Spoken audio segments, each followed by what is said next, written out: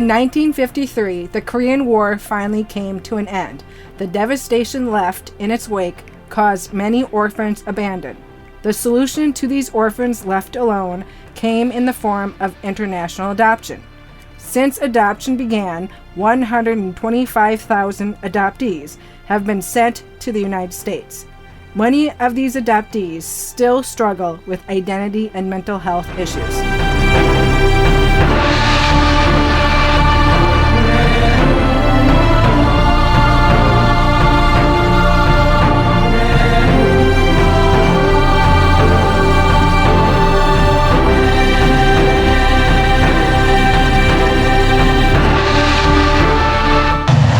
Morgen, Lindquist.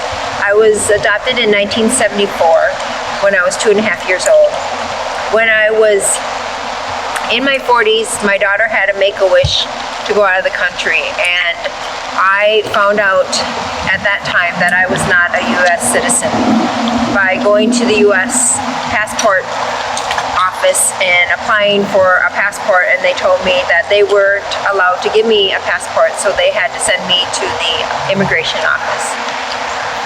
I had gone to the immigration office 3 times to try to get information on my citizenship, and every time the immigration office would give me different information.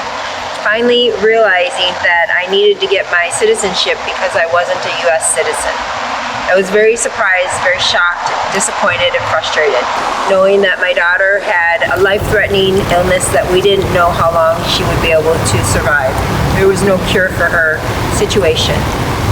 I was told that I needed to get my citizenship through testing, and at the office they had books and flashcards in order for me to test for my citizenship. So I went through that process. It took about 2 years to get my citizenship, which was challenging and frustrating, especially with a reading disability.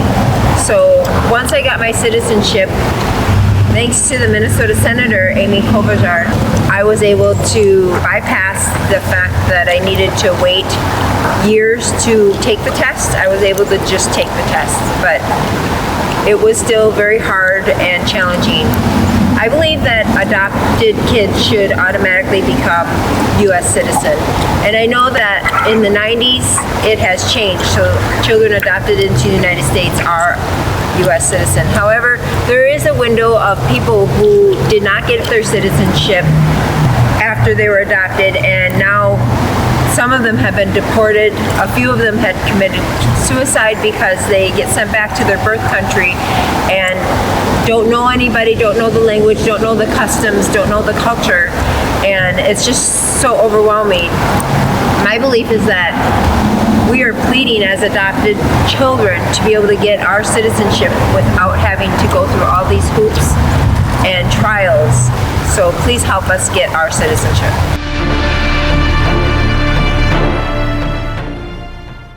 Here we are in front of Minnesota's state capitol. You just heard Morgan's story of how difficult it was to gain her U.S. citizenship after many years living in America. She is not the only adoptee with this hardship. Many adoptees today don't know if they're U.S. citizens. I am here to encourage Congress to pass the Adoptee Citizenship Act in 2021, granting retroactive citizenship to all intercountry adoptees. We are Americans with rights too.